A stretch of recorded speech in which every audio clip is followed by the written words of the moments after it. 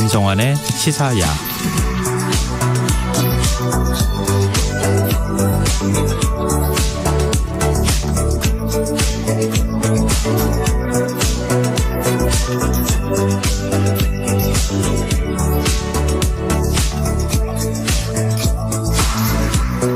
하루의 마무리, 오늘도 함께 하시죠.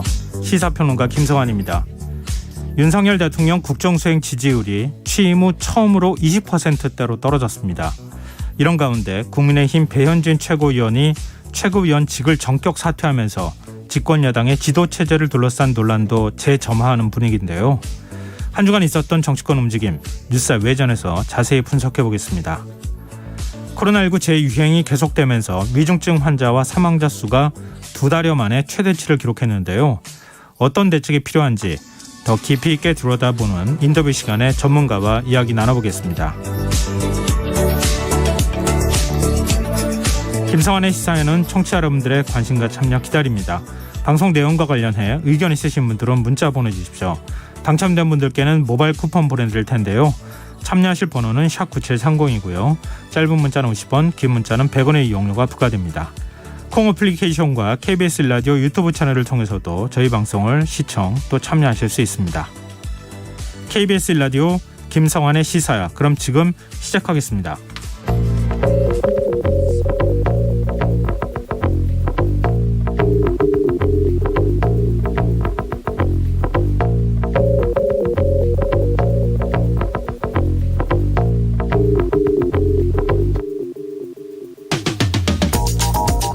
감사원은 대통령의 국정 운영을 지원하는 기관이다.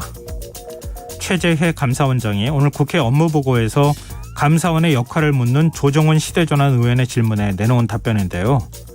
감사원은 헌법상 독립된 지위를 갖고 있다는 점에서 논란이 일고 있습니다. 하다못해 여당 소속 법사위원장조차 귀를 의심케 한다는 반응을 보였다고 하는데요. 이런 상황 어떻게 봐야 할까요? 감사원은 최근 해경과 국방부, 중앙선관위와 방송통신위원회, 국가권익위원회, 한국개발연구원에 대한 전방위적인 감사에 나섰죠. 이를 두고 사전감사가 아니냐는 지적이 일자 감사원은 국민의 의혹이 큰 사안에 대해 감사를 한 것이다 라는 입장을 밝혔는데요. 이런 해명에도 불구하고 감사원의 감사 대상이 문재인 정부 인사 혹은 전임 정부에서 벌어진 사건에 집중돼 있다는 점에서 여러 해석이 뒤따르고 있는 상황입니다. 감사원은 지난 14일 발표한 업무 쇄신 방안에서도 국가의 중요 감사 사항에 감사원의 역량을 집중하겠다는 내용을 담아 정치적 중립성 논란이 일기도 했는데요. 이런 때일수록 감사원장의 발언이 더욱 신중했어야 하는 게 아닐까요? 감사원장을 역임한 최재형 국민의힘 혁신위원장은 과거 감사원이 정치적 중립성 시비에 휘말리게 되는 것은 가장 바람직하지 않다라는 지적을 한 바 있는데요. 감사원의 역할이 무엇인지 다시금 생각해 보게 되는 지금의 상황이 그저 안타까울 뿐입니다. 오늘 밤 당신 안의 꿈틀거리는 지식충전 본능이 깨어납니다. 여러분의 자유탐구 영역 김성환의 시사야.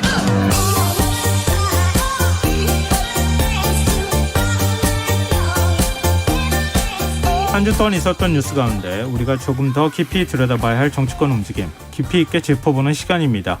뉴스의 외전 늘 함께 하시는 패널 두 분 소개해드리겠습니다. 배종찬 인사이트K 연구소장 자리하셨습니다. 안녕하세요. 안녕하십니까. 김민하 시사평론가 모셨습니다. 안녕하세요. 안녕하세요. 네, 오늘 굉장히 더웠죠? 네, 너무 덥더라고요. 너무 더워서 정말 짜증이 하늘 끝까지 치솟았는데 단 하나 신랄 같은 희망, 바로 시사야에 나온다는 이유만으로 가슴을 또 짜증났던 마음을 달래고 왔습니다. 여기 스튜디오가 굉장히 시원해요. 네. 네, 김민하 평론가.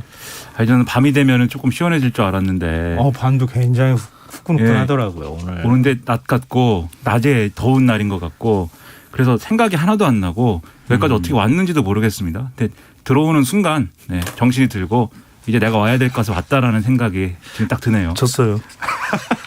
요즘 계속 지고 있어요. 네. 오늘 자 토론 시원한 토론을 한번 진행해봤으면 좋겠습니다. 이걸 시원한 소식으로 봐야 될지 아니면 열이 나는 소식으로 받아들여야 할지 이건 뭐 아마 받아들이는 사람의 감정에 따라 다를 것 같긴 한데요. 윤석열 대통령 직무수행 지지율이 취임 후 처음으로 20%대로 떨어졌다는 여론조사 결과가 나오면서 그 배경에 관심이 쏠리고 있는데요. 일단 먼저 여론조사 결과부터 살펴보고 토론 이어가 봤으면 좋겠습니다. 김민하 평론가께서 좀 정리해 주실래요? 이게 뭐 시원하다기보다는 좀 뭐랄까요, 섬뜩합니다. 네, 이게 어쨌든 간에 섬뜩하다라는 표현을 쓰시네요. 그러니까 좀 이렇게 뭐랄까요, 좀 가슴이 쪼그라드는 것 같고.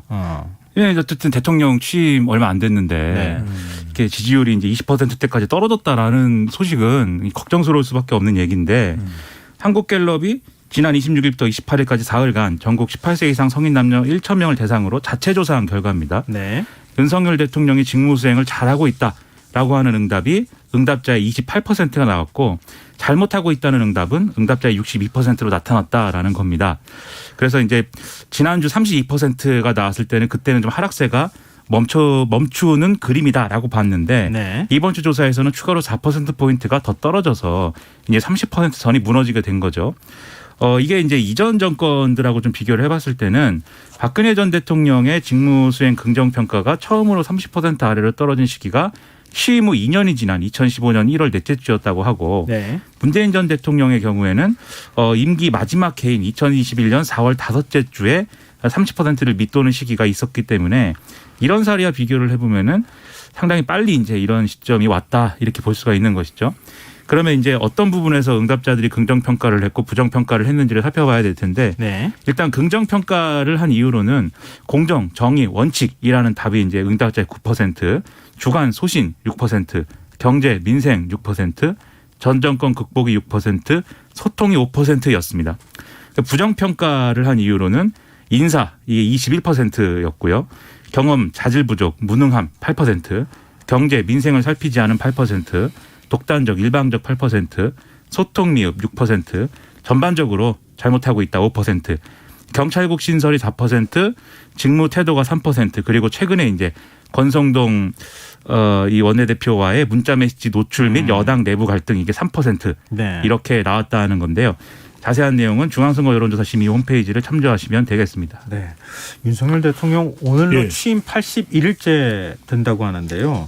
임기 초에 과거에 이제 우리 램덕 얘기할 때 보통 30% 선이 깨질 될 경우에 램덕에 들어간다. 그렇죠. 이렇게 보통 예. 봤는데 지금 초 80일 정도 만에 지금 20%대 지지율이 나온 거 어떻게 분석해야 됩니까? 유례가 없는 일이죠. 일종의 권성동 원내대표 대통령사에 주고받은 문자가 네. 방아쇠 효과가 됐다. 트리거 이펙트라고 해서 내려가던 지지율은 그래도 위기감에 따라서 일단 멈춤을 했거든요. 네. 그런데도 불구하고 이 지지율이 재차 주저앉은 이유는 네. 이 권성동 원내대표에게 보낸 대통령, 설마 대통령이 문자를 보냈을 리가 라는 국민들의 경악, 예. 섬뜩함으로 이어졌다고 볼 수가 있는 것이죠. 그러니까 계속해서 국정에 대해서 국민들이 우려하는 상황. 여기서 이제 한 세 가지를 발견한다 그러면 네. 지금 28%의 지지율은 속수무책, 백약무효라는 상황으로 봐도 되지 않을까. 왜냐하면 수차례 우리 방송도 그렇고 많은 지금 미디어에서 언론에서 대통령의 지지율을 빨리 끌어올려야 된다. 여소야대 네. 국면에서 이런 네. 얘기를 하고 있거든요. 네. 국민의 힘에서도 마찬가지고. 그런데 우려했던 결과이고 또 하나는 전반적인 붕괴입니다. 그러니까 단순히 특정 지역도 아니고 특정 세대도 아니고 특정 직업도 아니고 전 계층 응답자들에서 다 이렇게 지지율이 무너지는 상황이 초래되고 있는 것이죠. 지금 이제 갤럽 여론조사는 다른 데는 이게 보기 같은 걸 주고 이제 선택하도록 하잖아요. 네. 근데 갤럽 같은 경우에는 주관식으로 묻는 거죠. 아닙니다. 대통령의 그러니까 그 지지율이 아니고 네. 부정평가나 긍정평가 이유를 물을 때 주관식으로 물어보는 거죠. 아닙니다. 아니에요? 예. 매우 잘하고 있다. 대체로 잘못하는 편이다. 또 대체로 잘하는 편이다. 매우 잘하고 있다. 아니 그걸 여쭙는 게 아니고 네. 그러니까 왜 이렇게 떨어졌는지 그 이유. 예를 들면은 인사 21%. 부정적인 원인. 자질 부족. 그렇죠. 무능, 보기를 주는 건 아닙니다.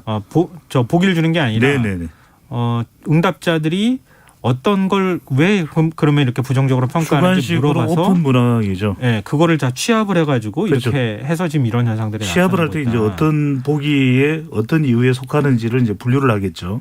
이게 주관식으로 줄 때와 객관식으로 줄 때 어떤 차이가 있습니까? 그렇죠. 왜냐하면은 객관식으로 주게 되면 어차피 주어진 보기 중에서 선택을 할 수밖에 없는 것이고 네. 주관식으로 주어진다면 인사에 대한 원인을 이야기하겠지만 대체적으로 갤럽의 부정적인 이 이유를 통해서 우리가 확인할 수 있는 것은 예. 인사도 인사지만 인사라고 하는 이유보다도 대통령의 태도와 관련될 수 있는 스타일과 관련될 수 있는 데를 다 모아보면 거의 절반 가까이 육박됩니다. 절반 가까이의 이유가 인사나 경제나 또는 김건희 여사나 경찰국이나 이런 이유들보다는 권성동 원내대표의 문자 교환에 따른 파장보다도 대통령의 스타일, 대통령의 태도, 대통령의 인식에 집중이 되어 있는 것이죠. 네. 김민하 평론가 어떻게 분석하세요? 이제 기존에 이제 말씀하신 대통령의 스타일, 태도 이거 관련돼서는 이게 이제 인사 이런 걸로 제가 표출이 된다고 생각을 많이 했었는데 네. 그게 기존에 이제 지지율 하락을 이끌었다고 보면은 새로 나온 변수가 아까 말씀하신 이제 그 권성동 원내대표와의 문자를 주고받은 이 문제인 거죠. 이게 그러니까 이 30%선이 무너졌다는 거는 그동안 버텨오던 이 어떤 그 대들보도 금이 가기 시작했다 이거 아니겠습니까? 지지층도 지금 무너지기 시작했다. 그렇죠. 네. 사실 뭐 무너지기 시작한 건 그 전부터도 조짐이 있었지만 네. 지금까지 만약에 윤석열 대통령의 지지를 떠받쳐온 그룹이다라고 하면은 연령대별로 보면은 60대 네. 그다음에 20대에 해당하는 이 보수적인 유권자층 중에 20대 네. 이렇게 이제 있었을 것이고 뭐 이념적으로 보면 보수인 거죠. 근데 이렇게 봤을 때 이제 20대, 20, 30대에 이제 일부 이제 보수적인 유권자층이 무너지는 거는 아무래도 이제 이 문자가 이렇게 보였기 때문인 거죠. 이준석 대표를 그래도 여러 가지 논란이 있고 이른바 윤핵관들과의 갈등 구도가 있기도 하고 하지만 네. 그래도 대통령은 이준석 대표를 어느 정도는 신뢰할 것이다.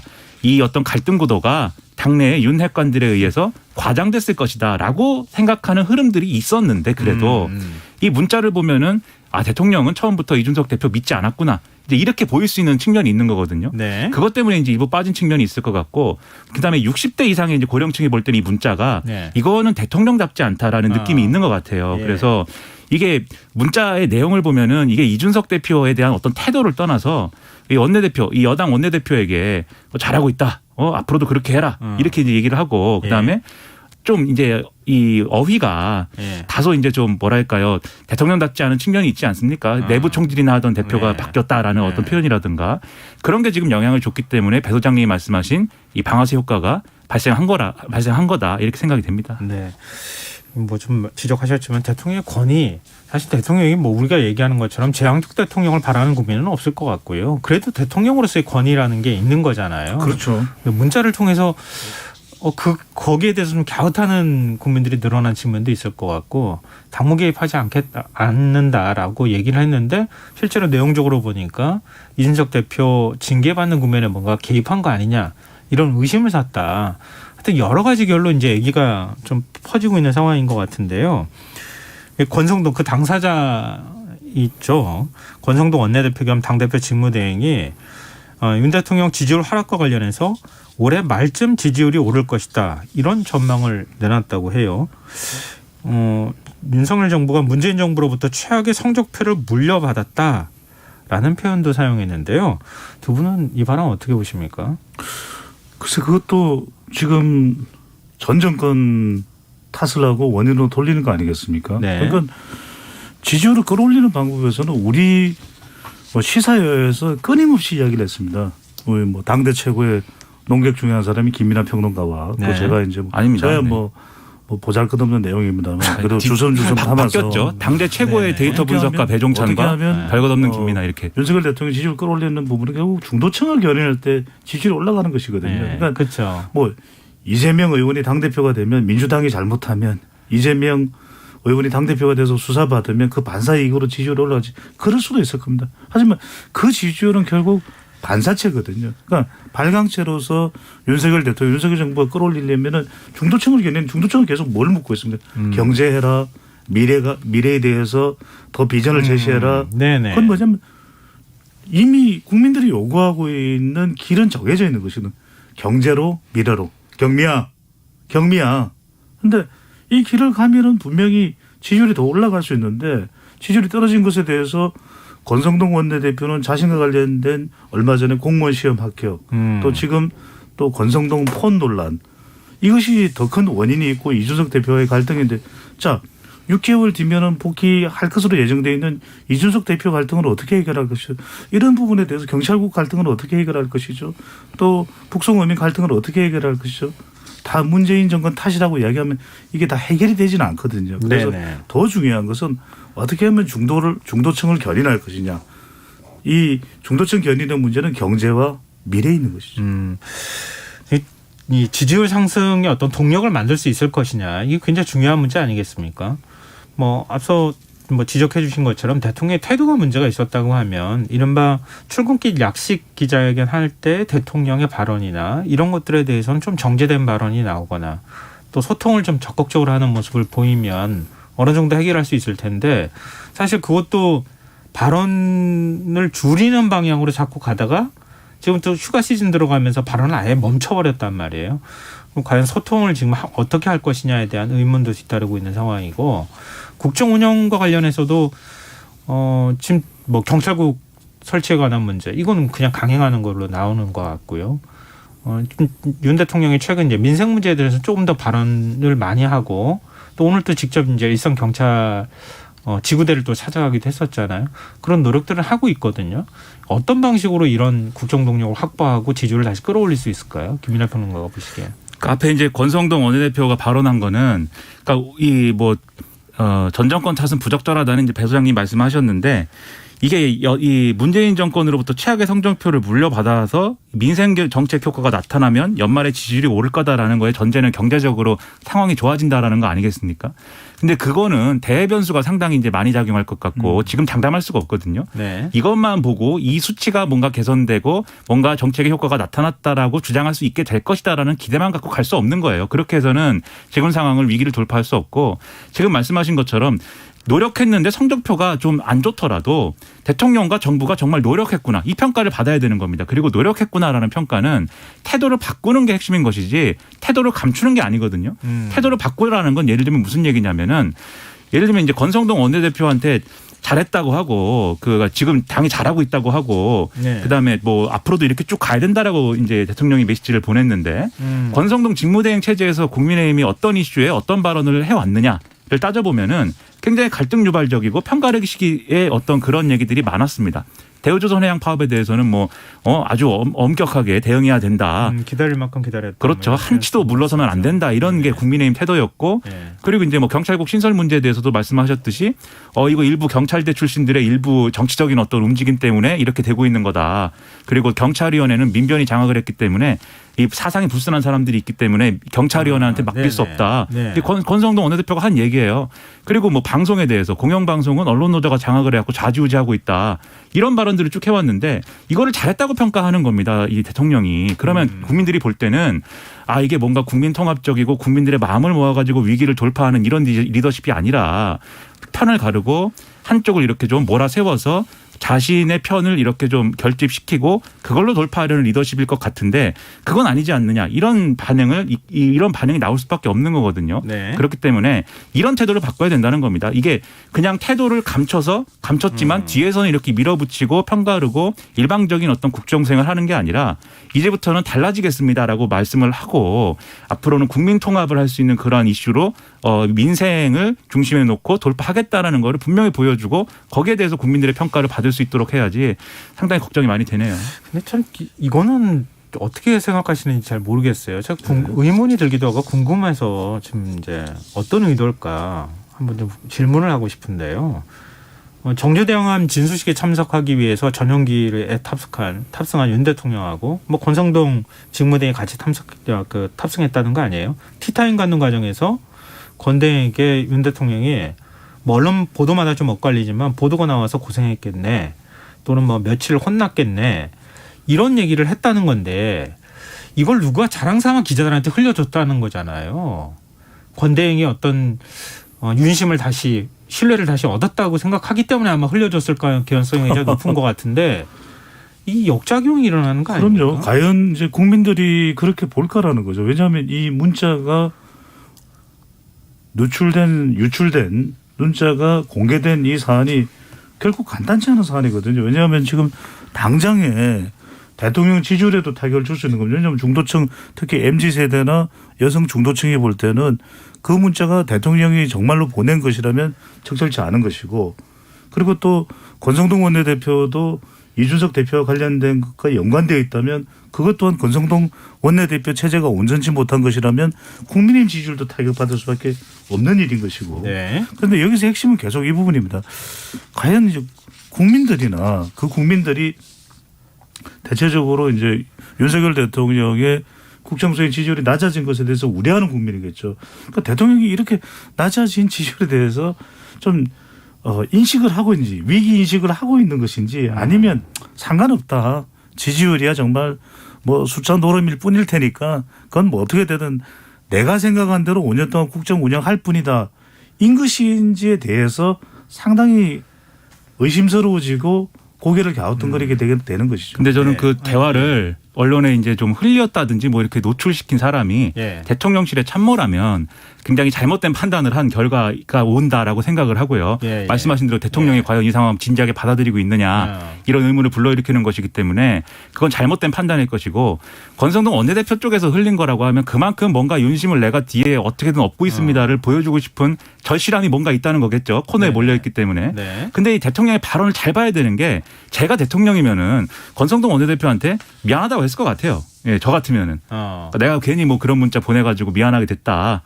권성동 원내대표도 이렇게 어려움을 겪었는데 앞으로 뭐 잘해보자. 이렇게 얘기해야 권성동 원내대표한테 힘을 실어주는 모양새일 텐데. 아니 여당 지금 당대표하고 문자 메시지도 주고받을 수 있고 그런 거죠. 그걸 노출시킨 게 더 문제 아니에요? 그런데 이제 그래도 사람의 사이라는 게 그렇게 얘기하면서 앞으로 잘해보자라고 했으면은 이게 이해가 잘 되는데 그게 아니라 이 말을 잘 보면은 카메라에 찍혀갖고 지금 문제다라고 말씀한 거잖아요. 네. 결론적으로 얘기하면 네. 카메라에 찍힌 책임은 누구한테 있는 거냐면 그건 권성동 원내대표한테 있는 거예요. 그렇죠. 네. 부주의 했다는 거죠. 네. 그러면 어떻게 보면 이 발언은 권성동 원내대표에게 왜 그랬니라고 묻는 얘기도 될 수가 있거든요. 네. 근데 실제로 오늘 이 국민의힘에 진행된 상황들을 보면 과연 대통령이 권성동 원내대표한테 힘을 실어주려고 했던 거냐 좀 의문이 남는 상황들도 있기 때문에 네. 이런 상황을 보면 이 발언은 여러모로 잘못 해석된 측면도 있다고 저는 생각을 합니다. 아니 이 말씀은 드려야 될 것 같아요. 그런데 지금 대통령이 문자를 보낸 것 그리고 그것이 공개가 된 것 이게 문제인가요? 그게 아니라 지금 대통령 지지율이 한국 갤럽 기준으로 하락을 한 것은 내용이에요. 내용이 메시지의 의미가 이준석 대표가 그동안 정말 못마땅했고 눈에 가시 같았는데 내무반에 총재했는데 잘 쳐냈다. 자 바뀌니까 얼마나 좋으냐. 잘했다. 이렇게 쭉 나가라. 체리 엄지척. 이것 자체에 국민들이 혼돈스럽고 실망하고 좌절한 것이거든요. 그건 뭐냐면 지금 그러면 이준석 대표가 사실상 대선 과정에서 이준석 대표에 대한 호불호는 차치하고 대통령에게 비단 주머니도 갖다 주고 소맥 마시고 팔도 힘껏 들어줬는데 결국은 토사구팽 당했다는 이야기거든요. 양도구역 네. 이야기가 나오고 지금 이철규 의원은 앙천대소 이야기하고 네네. 지금 정진석 국회부의장은 저는 그럼 이 대목에서 대통령은 어떤 메시지를 날렸어야 될 것 같아요. 이 정조대왕왕 지도시간돼서 국민들에게 사과드립니다. 이준석 대표에 대한 전달된 메시지는 제 진의가 아닙니다. 이준석 대표는 우리 당에 기여가 많았고 어떻게든 의혹을 당하고 있는데 부당한 게 있다면 그것은 저도 해소될 수 있도록 응원을 하고 도와주겠다.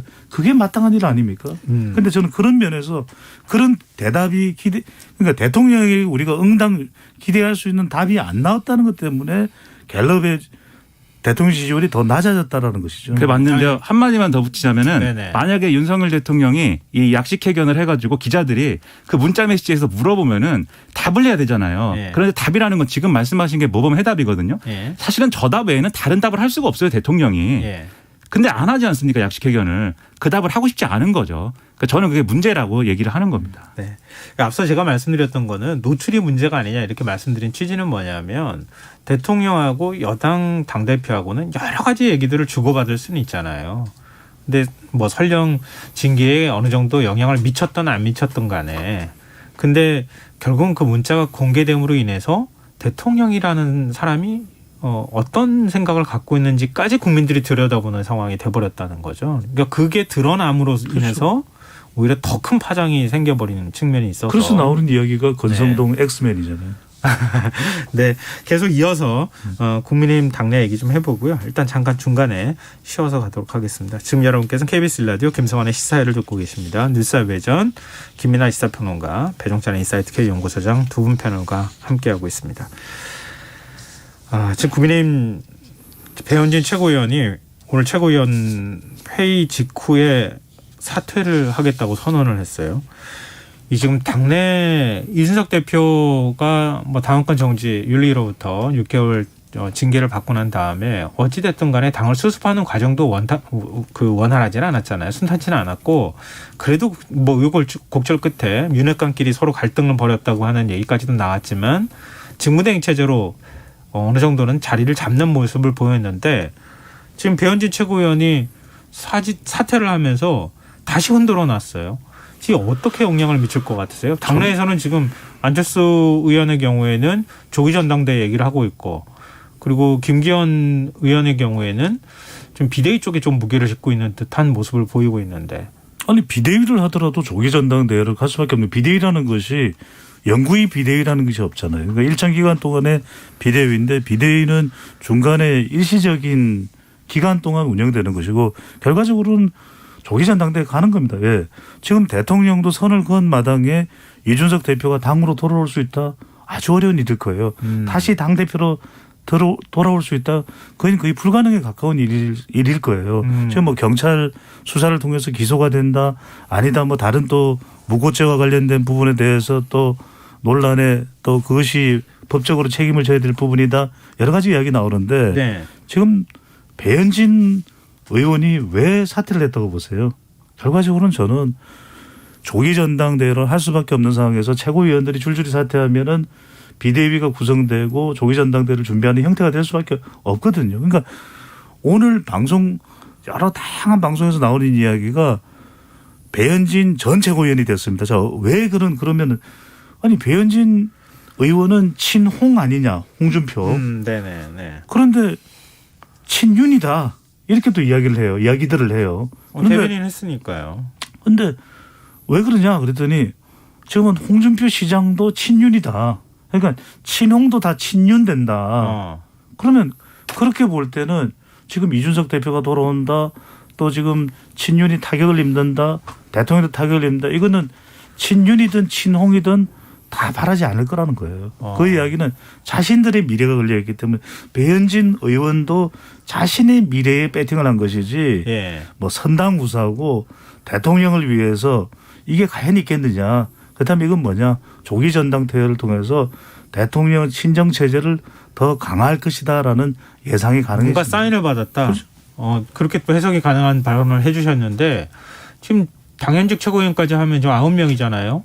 뭐 전원 다 사퇴해야지 되는 거 아니냐 뭐 이런 얘기도 나오는데 이거 어떻게 봐야 되는 겁니까? 김민하 평론가께서는. 그러니까 오늘 신문들을 잘 보면은 이걸 가지고 상당히 국민의힘 내에서 많은 논의와 뭐 이런 걸 했음이 느껴져요. 행간에 그런 게 이제 좀 보이는데 예. 지금 말씀하신 것처럼 이제 일련의 상황들이 있습니다. 어제 이제 이 TV조선이라든가 이런 보수적인 이제 언론사에서 단독으로 막 보도를 했어요. 최고위원들이 사퇴한다고 한다. 네. 그런데 일부 최고위원들은 친윤 최고위원 중에서도 네. 사퇴를 안 한다고 또 고집을 부린다. 그런데 배현진 최고위원이 나서가지고 먼저 사퇴를 하기로 했다. 예. 그래서 사퇴를 다른 최고위원들의 사퇴를 이끌어내기로 했다. 그런데 그걸로 최고위원회가 좀 기능이 정지되는 거냐. 이거는 해석의 여지가 있다. 이렇게 얘기 나온 거잖아요. 근데 오늘 또 나오고 있는 얘기는 그 당원 당규의 내용을 잘 보면은 그러니까 첫 번째 당대표가 이제 거리될 때 이제 그 비대위를 꾸릴 수가 있고 예. 두 번째로 지금 이제 논쟁적인 최고위원회가 그 기능을 뭐 정지하거나 해서 비상 상황이 됐을 때 그때 이제 비대위를 꾸릴 수 있다라고 되어 있는데 핵심은 비상 상황이 됐다라는 걸 어떻게 볼 거냐라는 거잖아요. 예. 근데 이제 오늘 아침까지 나온 얘기는 말씀하신 대로 전원이 다 사퇴해야 비상 상황 아니냐라는 거였는데 오늘 이제 좀 분위기는 그냥 비상 상황이라고 규정하면 된다. 이런 쪽으로도 얘기가 나오는 거예요, 지금. 그래요? 예. 그러니까 상당 부분 지금 그 법적 해석에 대한 왔다 갔다가 있는 건데 예. 그렇다고 하면은 주말 내에 정리가 어떻게든 된다고 봐야죠. 이런 얘기까지 나왔으면. 예. 비대위로 간다고 봐야 됩니다. 비대위로 간다고 봐야 된다. 그렇습니다. 그러면은 국민의힘 지도 체제가 다시 한번 흔들리는 현상이 나타나고. 그렇죠. 내용상으로도 지금 대통령하고의 문자 교환까지 공개된 권성동 원내대표 체제가 유지되기는 어려운 거죠. 네. 아니 근데 그렇게 되면 지금 비대위를 계속할 수는 없는 거 아닙니까? 지금 집권 초고 네. 집권 여당인데 비대위 체제로 움직인다는 건 사실 상상하기가 굉장히 어려운 상황이란 말이에요. 조기전당대 해야죠. 네. 이준석 대표는 지금 또 당권 정지 6개월 징계받은 거예요. 사고 상태잖아요. 8월에 경찰 수사 결과 나온다고 하는데 그때 뭐 혐의가 있는 것으로 나오는 걸 전제로 해서 하기는 어렵잖아요. 기존의 윤리 결정을 뒤집는 게 되는 거 아닙니까? 비대위 체제가 된다는 것은 기존의 지도부는 권한이 없어지는 걸 의미하는 것이죠. 예. 법리적으로 해석을 하면. 그럼 이준석 대표 문제도 자연스럽게 정리가 되는 것이다. 지금 흐름은 그런 상황으로 보입니다. 그런데 지금 말씀드린 게 하나의 당규의 해석이에요. 예. 그러면은 이 해석이 제대로 된 거냐 아니냐의 경우에는 그걸 또 해석하는 유권 해석을 하는 당내 기관이 있을 텐데 그게 아마 당 사무국에 있을 텐데 그런 유권 해석을 내리게 될 거냐는 지켜볼 문제지만 대통령실의 의중이 확실하다고 하면 네. 이게 되는 방향으로 당규 해석을 아마 하겠죠. 그런 방향으로 갈 건데 그럴 경우에 이준석 대표가 뭘 할 수 있냐면 그렇죠. 어떻게 대응할 수 법원으로 갈 수가 있는 여지가 생겨버립니다. 그래서 가처분 신청이나 이런 거를 아마 할 것이다라는 예상이 나오는데 네. 그게 또 어떻게 되느냐는 지금으로서는 예상할 수가 없는 거죠. 이준석 대표 대응 방안 어떻게 보십니까? 아니, 그 이준석 대표가 할 수 있는 방법이 시도할 수 있는 것이 법원의 비대위 또 조기 전당대의 움직임에 대해서 가처분 신청하는데 법원이 그것을 인용하겠어요? 왜냐하면 정당의 활동에 대해서는 가급적 절차상의 불법적인 부분에 대해서 부분 정도만 법원에서 판단하는 게 그러니까 우리 시간을 통해서도 말씀을 드렸어요. 왜냐하면 윤리위가 뚜렷한 이유 없이 징계를 한다라는 것은 이준석 대표 체제가 끝나고 네. 다른 체제가 나타나고 그 부분에 대해서 우리가 대리인이냐 아니면 윤핵관이 전면에 등장하느냐 그 부분을 이야기했던 것이거든요. 예. 결과적으로는 그럼 이준석 대표가 돌아와서 경찰 수사가 뭐가 됐건 간에 대표를 한다. 그것은 지금 문자 메시지의 내용에도 나오지만 생각하지도 않았던 일인 거예요. 네. 그럼 이준석 대표 다시 또 출마할 가능성? 아니, 당원권 정지가 돼 있는 상황이라서 출마도 못 하겠네요. 전당대회, 조기 전당대회. 아마 이제 그 6개월 내에 치러지게 되면은 출마 못 하는 거고요. 그다음에 만약에 이제 이래저래 해가지고 부침이 있어서 만약에 그 기간을 넘기게 된다고 해도 그 전에 경찰 수사나 이런 것들이 어떻게 나오느냐에 따라서 이준석 대표의 그런 뭐 당권이나 이런 것들은 아마도 정리가 되는 그림의 확률이 높지 않을까라고 생각을 합니다. 두 분이 말씀하시는 걸 들어보니까 이준석 대표는 지금 당대표로서 역할을 하기가 좀 쉽지 않은 방향으로 가는 거 아닌가 그런 생각이 드는데요. 하여튼 뭐 상황은 아직 확정적인 게 아니니까 그렇습니다. 주말 사이를 좀 지켜봐야 될 것 같습니다. 이제 민주당 얘기도 좀 해봐야 될 것 같은데요. 8.28 전당대회 앞두고 있는 상황에서 이제 컷오프 하지 않았습니까? 예. 당대표 후보가 3명으로 그러니까 이재명, 강훈식, 박용진 이 3명의 후보로 지금 압축이 된 상황인데 네. 뭐 결과 예상했다고 했는지는 이미 뭐 지난 일이니까 이렇게 묻기는 좀 그럴 것 같고요. 앞으로 당대표 선거 구도가 어떻게 될 거라고 보시는지 말씀을 좀 듣고 싶네요. 큰 뭐 더 이상 우리가 분석과 전망을 하지 않아도 어대명이 거잖아요. 어차피 대표는 이재명. 근데 뭐 지금 단일화 가능성도 나오잖아요. 단일한다고 박용진 두 이 명. 구도가 뒤엎어질까요? 저는 그렇다고 보지 않습니다. 이게 왜냐하면 워낙 너무 기울어져 있는 운동장, 예, 뭐 90도에 가까울 정도로 기울어져 있는 운동장이기 때문에 네. 박용진 의원은 지금 대선에도 후보로 출마를 하고 당 대표도 지금 출마를 하고 본인의 몸값은 계속 올라가는 거죠. 그리고 강훈식 후보는 또 이재명 의원과 상당히 또 가깝잖아요. 네. 지난 대선에서 또 역할을 해서 중책을 맡았었고 그 이야기는 지금 나오는 이야기도 단일화에 대해서 서로 생각이 엇갈립니다. 자, 단일화는 두 가지의 기준입니다. 하나는 구도를 이길 수 있거나 단일화된 후보가 두 네. 번째로는 상당한 주목을 이끌어내거나 그런데 지금 이기기는 어렵잖아요. 예. 그러면 어느 정도 주목을 이끌어내야 되는데 그러기도 쉽지 않다. 왜? 박용진 후보와 강훈식 후보의 생각이 다른 거죠. 그러니까 지금 제가 볼 때는 아니 이것까지 같이 좀 여쭤볼게요. 최고위원 예비 경선 결과는 친명계 대 비명계 구도가 4대 4로 거의 절반 정도씩 나온단 말이에요. 근데 당대표 컷오프된 3명의 후보들 면면하고 비교해 볼 때 지금 결국 이제 중앙위원하고 국민 여론 어떻게 반영이 됐을 어떤 기대를 통해서 이렇게 선출을 했다고 보세요? 그러니까 저는 이 사람들과 이 비율이라는 게 네. 저는 나름의 지금 민주당에서 나올 수 있는 최선의 결과라고 봐요. 그러니까 황금 비율 아닌가 싶은 생각이 드는데 그러니까 당대표 후보들의 경우에 만약에 떨어진 사람들 예를 들면은 박주민 의원이라든가 강병원 의원이라든가 다 은평구 사람들인데 제가 은평구 사는데 은평구에 2명의 국회의원이 다 정말 지금 날카로운 포도푸대는 분석이에요. 네, 은평구에서 좀 썰렁합니다. 은평구가. 근데 이제 아무튼 그런 분들이 올라갔을 때 필연적으로 나올 수 있는 쟁점이 있거든요. 네. 박주민 의원 같은 경우에는 사실은 이재명 의원 쪽 아니야?라고 하는 거 하나 하고 철험회하고 가까운 거 아니야? 강경파 아니야? 이게 네. 있을 거예요. 그러면 네. 그거와 관련된 것을 박영진 의원이나 이쪽에서 공격을 막 하겠죠. 예. 그리고 만약에 이제 이 강병원 의원 올라갔을 경우에도 마찬가지로 친문 대 무슨 뭐 이 친명 뭐 이 구도일 것이고 그럴 네. 경우에는 이제 똑같이 어대명으로 가더라도 좀 혼란스럽게 가느냐의 문제가 이제 여기 그런 데서 나오는 건데 네. 서른 의원 올라왔다고 생각해 보십시오. 이건 또 제 2차 뭐 이 명락 대전이냐 네. 이렇게 됐을 거란 말이에요. 네. 그런 거 고려해 보면은 차라리 강훈식 의원, 박용진 의원이 올라와서 이게 두 사람의 강점이 뭐냐면은 이 강훈식 의원은 어쨌든 그렇게 나를 쫙 세워가지고 이렇게 칼을 휘두르는 그런 스타일의 지금 리더십은 아닌 거잖아요. 네네. 그래서 아마도 이제 네. 비전 중심으로 승부를 하겠다라고 주장하는 걸 봐서 이 이재명 불가론 뭐 이런 거에만 기대지 않겠다고 얘기하는 거고 박용진 의원은 이재명 의원 굉장히 강하게 공격하기는 하지만 자기 컨텐츠가 없는 사람은 아니기 때문에 네네. 굳이 비전 얘기를 하자 그러면은 거기로 갈 수 있는 그런 카드가 될 수 있단 말이에요. 네. 그런 점에서는 제가 볼 때는 이 세 명의 경쟁을 하는 게 차라리 낫다라는 생각이 들고 4대 4도 만약에 한쪽으로 쏠렸으면은 똑같은 거 이 이재명 의원이 지도부를 장악하는 거냐 아니면 봉숭아학당 가는 거냐 이 얘기 했을 텐데 4대 4면 일단 그 얘기는 약간 유예된 측면들이 있기 때문에 들어보니까 정말 굉장히 그 뭐랄까요? 당원 그리고 여론이 무섭다는 생각을 좀 하게 되는데요. 그러니까요. 제 마지막으로 이 질문이 아마 끝이 될 것 같은데요.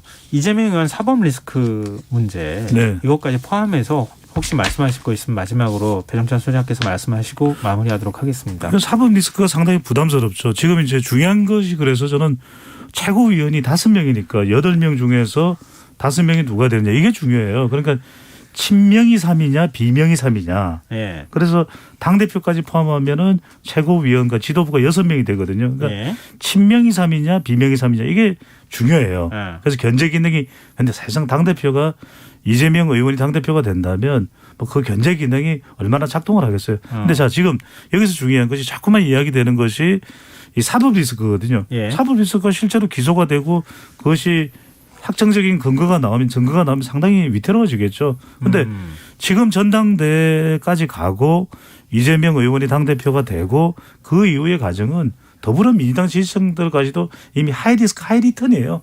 이런 위험이 있겠지만 그래도 간다. 고 이런 상태인 거죠. 네. 저는 알겠습니다. 이재명 의원이 떳떳한 모습으로 승부해야 된다 이렇게 생각을 합니다. 그냥 부당하다. 이게 음모가 있다. 뭐 어떤 수사기관이 뭐 나를 이렇게 함정에 빠뜨리고 있다. 이런 거 말고 예, 이 정정당당하게 간다. 이거를 좀 보여주는 게 필요하다고 생각합니다. 네, 알겠습니다. 오늘 뉴스 외전 여기서 마무리하겠습니다. 지금까지 김민하 시사평론가 배종찬 인사이트 K 연구소장 두 분과 함께했습니다. 오늘 말씀 고맙습니다. 고맙습니다. 감사합니다.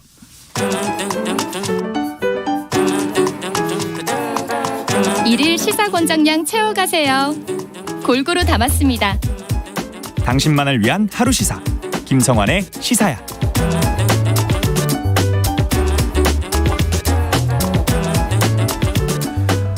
코로나19 환자가 주마다 2배로 늘어나는 더블링 현상은 조금 주춤해졌지만 위중증 환자 수와 사망자 수가 급격하게 늘어나고 있는 상황입니다. 그래서 고위험군의 중증화와 사망을 막는 것이 관건이다라는 지적이 나오는데요. 윤석열 정부의 과학 방향으로 과연 가능할지, 재유행 정점은 언제일지 엄종식 가천대 길병원 감염내과 교수 연결해서 얘기 나눠보도록 하겠습니다. 교수님 안녕하십니까? 네, 안녕하십니까. 네, 일단 확진자 수 추이를 보면 더블링 현상이 막 나오다가 직전주는 한 1.3배 정도로 조금 주춤한 현상이 보였거든요. 이 추세가 계속 갈 거라고 보십니까, 교수님? 예, 사실 뭐 그 급격하게 그 증가하는 그런 추세일 때 이제 더블링을 확인하게 되는데 예. 요새 그 유행 예측을 하는 데 있어서 가장 어려운 점은 증상이 경미하거나 또는 증상이 뚜렷하지 않은 분들이 검사를 잘 받지 않는 경향이 있고 예. 또 실제로 코로나19 증상이 있어도 본인의 어떤 여러 가지 상황에 따라서 확진 검사를 받지 않는 분들이 상당수가 있는 것 같습니다. 이러다 보니까 실제 우리가 지금 유행이 진행하는 속도라든지 정점일 때의 확진자 발생 규모 이런 것들을 추정하기가 너무나 어려운 그런 상황인데요. 뭐 분명한 것은 이제 중환자가 계속 늘어나는 걸 보면은 네. 여전히 감소세이거나 정체되는 그런 단계는 아니다 이렇게 판단할 수 있겠습니다. 아, 그렇군요. 근데 지금 현실적으로 그렇다면 지금 검사를 받지 않은 숨은 감염자가 얼마인지 모르는 상황이기 때문에 감염의 규모를 예측하기도 어렵다는 말씀이시잖아요. 네, 그렇습니다. 근데 지금 유행의 정점 시기를 예측하는 것도 그러면 어렵지 않나요? 유행의 예측 시기는 여러 가지 다른 요인들을 고려를 했을 때 8월 셋째 주에서 넷째 주 사이에 정점이 오는 그런 상황이 될 것으로 보여지고 있습니다. 그런데 지금 정점의 규모와 관련해서는 네. 유행의 속도가 빠를 때는 한 30만 명 정도까지 보다가 예. 다시 유행이 조금 느려지는 것 같은 추이를 보니까 질병을 통해 한 20만 명 정도까지 다시 얘기를 했는데요. 예. 그만큼 폭이 넓다라는 거는 앞서 말씀드린 것 같은 그런 불확실한 요소 때문에 예측 자체가 상당히 어려운 상황이다 이렇게 말씀을 드리겠습니다. 아, 그러면 당초 좀 완만하게 늘어나면서 8월 휴가 지나고 난 다음에 원래 30만 명 얘기까지 나오다가 20만 명으로 좀 줄기도 하고 그랬었잖아요. 그게 이제 우리나라가 좀 뒤늦게 코로나 유행이 왔다고 하는 측면하고 그다음에 4차 접종을 조금 많이 받고 있는 상황이다. 그 두 가지가 작용했기 때문에 그렇다. 이렇게 얘기가 나왔는데 그것도 뭐 지금 전문가들 사이에서 확정적으로 좀 확신에 차서 얘기하기가 어려운 상황인 거네요. 예. 그리고 지금 시기적으로 상당히 묘한 그런 시기라고 볼 수가 있는데요. 7월 마지막 주하고 8월 첫 주가 가장 휴가가 많은 그런 주입니다. 이런 기간 중에는 아무래도 검사를 회피하는 경향이 높아질 수밖에 없겠고요. 예. 그리고 실제로 이제 이 기간 중에 많은 이동량 그리고 사람들과의 접촉, 이제 이 사람들이 많이 모이는 상황들이 발생하기 때문에 네. 휴가철 이후에 이 진단을 받는 분들이 많아지면서 다시 크게 늘어날 가능성도 배제할 수는 없습니다. 근데 이른바 이제 면역 회피력이 크다고 알려져 있는 켄타우로스 변이 BA.2.75 변이 이것도 만약에 우세종이 되는 거 아니냐 이런 우려도 있었는데요. 이거에 대해서는 어떻게 보십니까? 예, 2, 3주 전까지만 해도 질병관리청이 BA.2.75 그러니까 켄타우로스 변이의 전파력이 BA.5보다 더 높지 않느냐라는 의견을 냈었는데요. 예. 실제 지금 유행 상황을 보면은 여전히 BA.2.75의 발견이 그렇게 많이 되지 않고 있습니다. 지금 네 번째 확진자까지 확인이 되고 계속해서 이 PCR 검체를 이용해서 유전자 전장 서열 검사라는 걸 하고 있는데 네네. 그렇게 흔히 발견되지 않는 걸 보면은 유입 초기에 확산이 아주 초기이거나 아니면은 BA.5보다 전파력이 그렇게 높지 않다 이런 추정이 가능한 상황입니다. 그럼 BA.2.75가 우세종이 되지 않을 가능성도 있다고 보십니까? 예, 지금은 양쪽 가능성이 다 있습니다. BA.2.75가 BA.5보다 전파력이 낮은 그런 상황에서 일부 지역에서 예. 아주 소수에서만 전파가 일어났다가 소멸될 가능성이 있고요. 반대로 지금 아직 분명하진 않지만 혹시라도 BA.5보다 BA.2.75의 전파력이 높다면 서서히 BA.5의 비율을 이제 줄여가면서 BA.2.75의 분리 비율이 높아질 거라고 예측을 하고 있습니다. 네. 그리고 해외 사례를 보면요. 재감염률이 꽤 높더라고요. 근데 우리는 또 그렇지가 않아요. 왜 다른 나라에 비해서 재감염자 비율이 우리나라가 좀 적은 이유가 있을까요?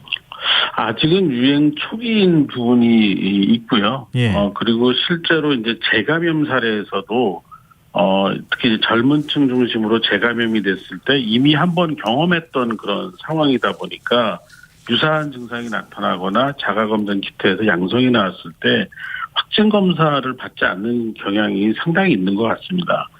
이제 그러다 보니까 이 저평가가 되면서 이렇게 재감염자 비율이 낮아 보이지만 실제로 이제 유행이 더 커지는 그런 상황이 되고 확진 검사의 그 편의성이 높아지면 재감염자들이 더 많이 늘어날 것으로 예측을 하고 있습니다. 근데 원래 이제 재감염이 됐을 때 하고 처음 감염이 됐을 때하고 비교할 때 혹시 증상의 차이가 있거나 재감염되면 더 위험해지거나 그러는 건 아닙니까? 증상의 종류 차이는 없는데 예. 실제로 이제 증상의 강도는 재감염 때가 좀 더 약하다라는 얘기가 있습니다. 그런데 또 반대되는 그런 결과들도 있는데 미국의 결과를 보면은 고위험군에서의 재감염은 입원율을 2배 이상 높인다고 나오고 있습니다. 네. 그렇기 때문에 고위험군은 이 재감염 자체가 좋지 않은 좀 피해야 되는 그런 상황이 되겠습니다. 근데 지금 앞서도 위중증 환자 또 사망자 수 관리에 관한 문제를 좀 지적을 해주셨는데요. 윤석열 대통령 오늘 첫 중대본 회의를 주재하면서 표적화된 정밀 방역을 하겠다 이렇게 발언을 했거든요. 이 표적화된 정밀 방역이라는 게 어떤 의미인지 또 지금 시점에서 적절한 대책으로 볼 수 있는지 교수님 의견이 궁금합니다. 네, 일단은 뭐 고위험군 그러니까 가장 피해가 많이 발생하는 것이 이제 중환자가 되거나 사망이 많이 늘어나는 그런 상황인데 이게 대부분 고위험군에서 발생을 하니까 예. 이 고위험군들이 많이 생활하는 장소나 시간, 상황 등을 이제 표적화해서 통제하고 관리하겠다는 의미로 받아들여지는데요. 예.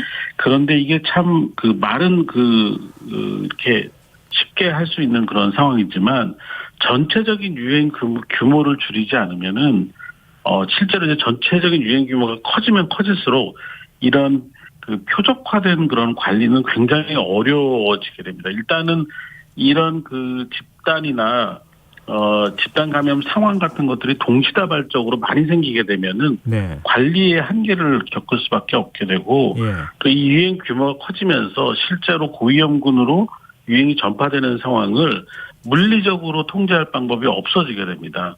그래서 그렇게 쉬운 일은 아니다 이렇게 생각을 합니다. 그렇군요.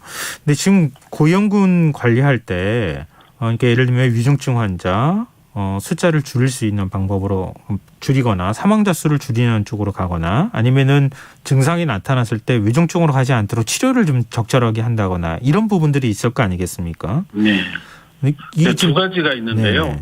하나가 지금 이제 이 고위험군 특히 이제 60대 이상 그 중에서도 70대, 80대의 그 백신 4차 접종이 굉장히 중요합니다. 네.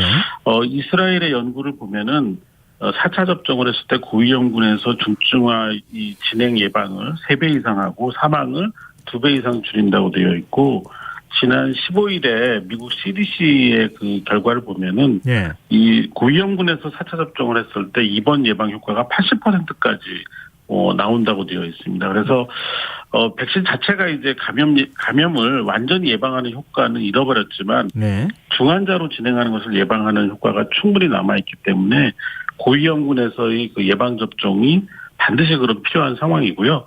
그다음 이렇게 그 고위험군에 해당하는 분들은 코로나19를 의심할 수 있는 증상이 있거나 아니면 평상시와 다른 그 몸 컨디션이 생겼을 때는 네. 빠르게 이 원스톱 진료소 같은 데를 찾아서 검사 받으시고 항바이러스제를 조기에 그 복용을 하실 수 있어야지만 중환자로 진행하는 것을 예방할 수 있습니다.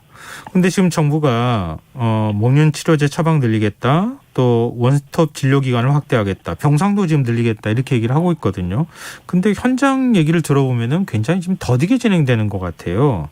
근데 이건 어떤 방식으로 하면 좋을까요? 일단 원스톱 진료소는 전국에 6,000개 이상이 확보가 되어 있는 상황이고 아마 그 2배까지 늘릴 그 계획이 있는 것 같습니다. 문제는 이 고위험군에 해당하는 고령층이 이 원스톱 진료소를 쉽게 찾지 못한다는 점이 있기 때문에 네.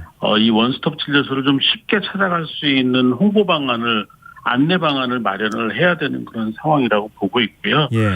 병상의 경우에는 중환자 병상을 확대를 하려면 이건 시간이 상당히 많이 걸립니다. 지금 현재 중환자실에 있는 환자들이 퇴원을 해야 되고 여기에 이제 차단막이나 음압 시설을 설치해야 되기 때문에 한 3, 4주 정도 걸리는 그런 상황이라서 이 부분은 상급종합병원 같은 대형 병원들의 협조를 적극적으로 끌어내고 거기에 대한 충분한 보상을 해주는 것이 필요한 상황입니다. 네. 근데 지금 이제 백신 접종을 이번에 이제 50세 이상 4차 접종 대상이 됐잖아요.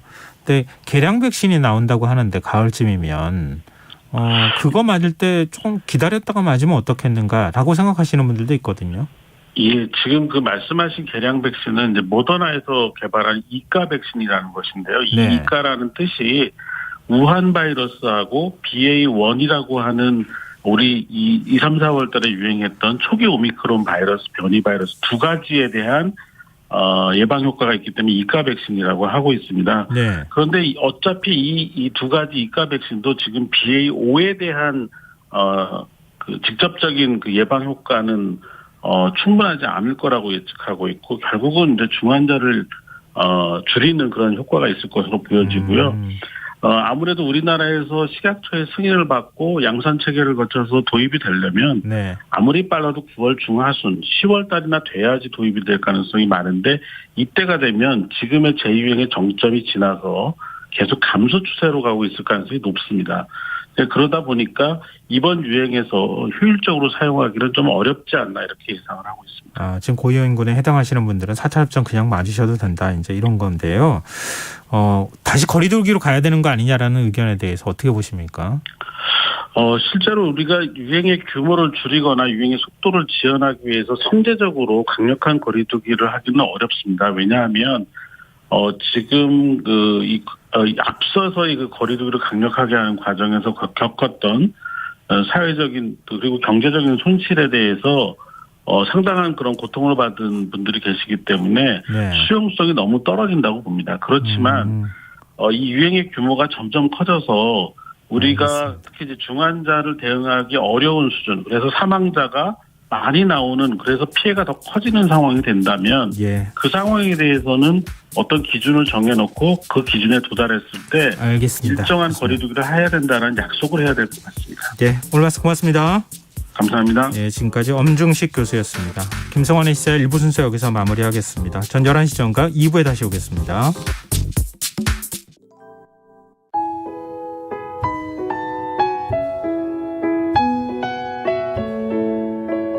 경제적인 어려움에 처한 위기 가정들이 늘고 있습니다. 복지 사각지대에 처해 있는 가정들을 미리 찾아서 지원하고 위기로부터 구하는 일이 시급한데요. KBS 강태원 복지재단은 전국의 복지관과 연대해 복지 사각지대에 있는 위기 가정들을 찾아서 지원하는 운동을 시작합니다. 생활고로 인해 소중한 생명과 가정이 파탄나는 비극이 다시는 일어나지 않도록 이 일에 함께해 주십시오. 지역 복지 전문가로서 누구보다 위기 가정을 잘 찾아낼 수 있는 복지관과 관계자 여러분들의 많은 참여를 기다리고 있습니다. 지금 바로 KBS 강태원 복지재단 홈페이지에서 신청해 주세요. KBS 강태원 복지재단.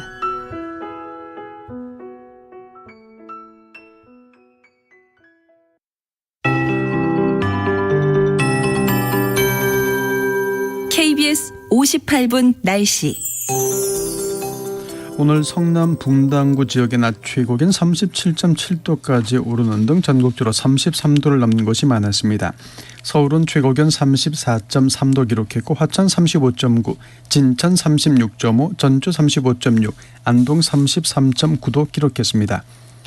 내일도 최고기온이 33도를 넘는 폭염이 이어지겠고 밤 사이에는 수도권과 충남, 호남 등 서쪽 지역 중심으로 열대가 나타나는 곳이 많겠습니다. 내일도 전국적으로 가끔 구름 많은 가운데 오후부터 저녁 사이에 중서부와 남부 내륙 지방에서 소나기가 내리는 곳이 있겠습니다. 강수량 5에서 40mm입니다. 오후 태풍 송도의 영향으로 제주도는 내일 아침부터, 남해안은 내일 밤부터 비가 내리겠습니다. 모레와 글피 남부 지방과 제주도 비가 이어지겠습니다. 제주도와 남해안 지역에는 시간당 30에서 50mm의 매우 강하고 많은 비가 오는 곳이 있겠습니다. 예상 강수량은 제주도 50에서 150, 많은 곳은 300mm 이상, 남부지방은 10에서 최고 80mm가 넘는 곳이 있겠습니다. 내일 아침 기온 서울 27도가 예상됩니다. 낮 기온은 서울 35도, 대전, 광주 33도, 대구 32도, 부산 30도가 예상됩니다. 서울지방 현재 기온 29.6도, 습도 74%입니다. KBS 58분 날씨 전금매입니다.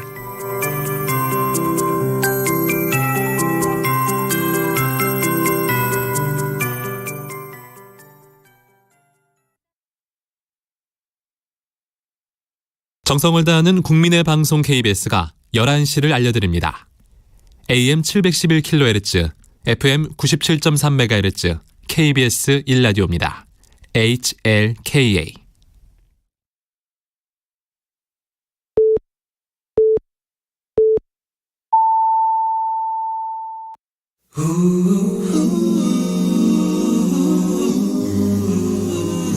이 밤 그냥 보내긴 아쉬우니까요. 당신의 하루의 끝까지 야무지게 채워드립니다. 당신의 지식 충전소 김성환의 시사야.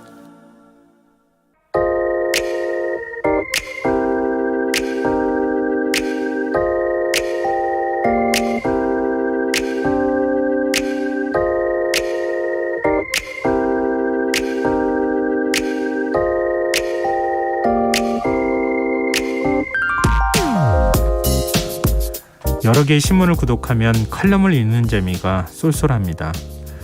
기사를 읽으면 문장을 빼곡히 채우고 있는 팩트들 탓에 숨이 가빠오는 느낌이 들지만 칼럼은 조금 다릅니다. 글쓴이의 경험과 생각이 문장 곳곳에 스며들어 마치 깊은 산골에서 흘러내려오는 계곡물에 발을 담그고 잠시 한가로운 시간을 보내는 느낌이 든다고 해야 할까요? 오늘 저에게 이런 감정을 느끼게 해준 칼럼이 있었습니다. 경향신문 이재덕 기자의 고정 칼럼 이재덕의 귀농 연습입니다. 귀촌 귀농에도 수조계급론이 있다. 이런 도발적인 주제를 던진 첫 문장. 이 기자는 그 다음에 이유를 이렇게 설명합니다. 부모의 농사를 물려받을 수 있다면 금수저. 부모의 자식은 아니지만 그 지역 출신이라면 은수저. 도시 출신 귀농인들은 흙수저로 불린다. 그러면서 너스레를 떱니다. 평생을 도시에서 살아온 흙수저지만 처가 식구들을 철원에 둔 나는 결혼을 통해 금수저로 신문 세탁을 한 셈이라고요. 하루는 밥상머리에서 역시 철원 오대살이 맛있네, 비싼 값을 하네, 이런 얘기를 늘어놓다가 아내와 장모에게 슬며시 운을 뗐다고 합니다. 기자 그만두고 철원 조부모님 땅에서 쌀농사 해보는 건 어떨까요? 값도 잘 받는 것 같던데. 돌아온 반응이 어땠을까요? 뭐 먹고 살려고 그러냐? 핀잔이 쏟아졌답니다. 졸지에 철없는 사이가 되고만 이 기자는 이어서 말합니다. 20kg 한 포대에 8, 9만 원 하던 오대쌀 가격이 5만 원대 초반으로 폭락했다고 말입니다. 기름값, 아메리카노, 식당 밥값이 뛰어 적게 쓰고 써도 싼 것을 골라 시키는 고물가 시대에 쌀값만 떨어졌다. 한심을 내시던데요. 정부는 쌀 가격 안정을 위해 올해 3차례 쌀을 사들여 시장에 풀리는 쌀 물량을 조절했지만 싼 값으로 쌀을 사들이면서 들의 쌀 가격을 폭락시켰다. 쌀 가격 폭락을 부추겼다는 비판이 나온다고 전한 이 기자는 햅쌀이 다음 달부터 나오기 시작할 텐데 큰일이라며 정부가 인플레이션 잡겠다면서 쌀 가격을 일부러 무너뜨리고 있는 게 아니냐, 이런 한 농부의 불만을 전합니다. 그리고 처가 식구들이 모인 자리에서 처삼촌이 했다는 말을 얘기해 주는데요. 6.25 때 할아버지가 조금만 더 남쪽으로 내려가셨으면 좋았을 텐데 경기도로 가셨어야지. 왜 하필 철원 땅에 머물러서. 이 기자는 이 말을 전하며 이렇게 끝을 맺습니다. 조상님도 모르셨을 거다. 이 귀한 농부가 이런 푸대접을 받게 될 줄. 지금까지 오늘의 발견이었습니다.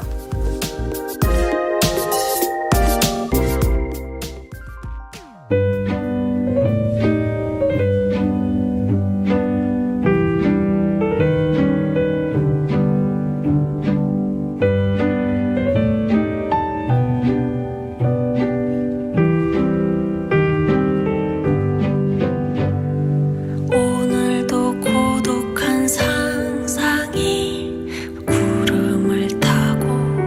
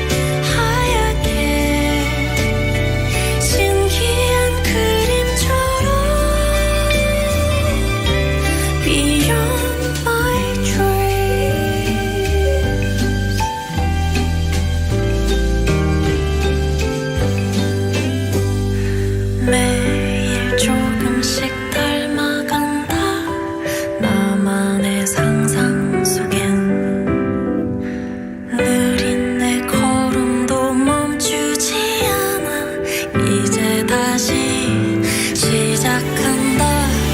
이제는 햇살이 너를 감싸주길 바래.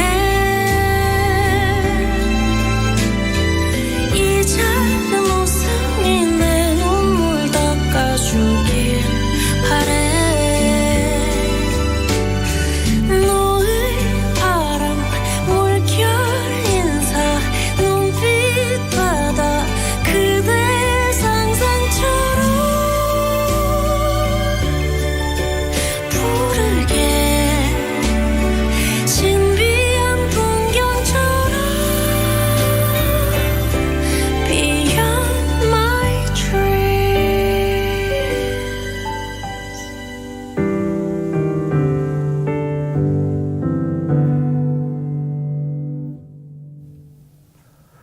선우정아의 상상 들으셨습니다. 김성환의 시사는 언제나 청취자 여러분의 관심과 참여 기다립니다. 오늘도 방송 내용과 관련한 청취자분들 의견 보내주고 계시는데요. 지금 오늘의 발견 들으시고요. 닉네임 이쁜이 쓰시는 청취자분께서 귀농귀촌 수저논란 친정시댁 모두 농사짓고 계시니 저는 금수저겠네요. 이런 금수저 물려주신 양가 부모님께 감사드려야겠는걸요. 그러면서 웃음 표시해 주시고요. 진짜 쌀값만 떨어지는 것 같아요. 평생 농사만 지어오신 부모님이 안쓰럽네요. 쌀값이 금값인 시절이 올까요? 이렇게 해주셨는데요. 참 이게 쌀값이라는 게 어렵습니다. 그러니까 우리 과거 역사를 보면 도시를 위해서 농촌이 희생해 왔거든요. 왜냐하면 저임금을 유지하기 위해서 쌀값은 안 올라가게 정부가 통제해 오던 시절이 있었는데요. 지금 그 시절하고는 좀 다르긴 하지만 아마 굳이 의도가 있다고 하면은 쌀값마저 오르게 되면은 굉장히 물가 부담이 커지겠죠. 쌀값이 안 올라갔으면 하는 바람을 정부에 있는 관리 일각에선 또 하고 있는지는 모르겠는데요. 그 사이에 농민분들은 이렇게 또 쌀값이 떨어져서 많이 힘들어하시는 것 같습니다. 그리고 5571님 소비자들에게는 싼 값에 제공하더라도 수매가는 적정선을 유지해 주는 걸로 알고 있었는데 그것도 아니었군요. 모두가 힘겨운 삶을 영위해야 하네요. 에휴 하면서 한숨을 쉬어주셨습니다. 그러게요. 이래서 사실 보조금이라는 제도가 필요한데요. 정부도 지금 농민분들이 쌀값이 떨어지고 지금 또 햅쌀 만약에 출하가 시작이 되면 더 떨어질 거 아니겠느냐 이렇게 걱정하고 있거든요. 쌀값 정말 많이 떨어졌습니다. 아까 제가 예를 들어드린 것처럼 농민의 어려움을 한번 좀 헤아려 봤으면 좋겠습니다. 대책이 있다고 하면 같이 좀 적극적인 대책을 만들었으면 좋겠습니다. 네, 문자 보내주셔서 정말 고맙습니다. 계속해서 문자 주십시오. 저희가 추첨해서 당첨된 분들께 모바일 쿠폰 선물로 드리겠습니다. 참여하실 문자 번호는 샵9730이고요. 짧은 문자는 50원, 긴 문자는 100원의 정보 이용료가 부과됩니다. 콩 게시판 KBS 라디오 유튜브 채널을 통해서도 무료로 참여하실 수 있습니다. KBS 라디오 김성환의 시사회와 함께하고 계신 지금 시각은 11시 9분입니다.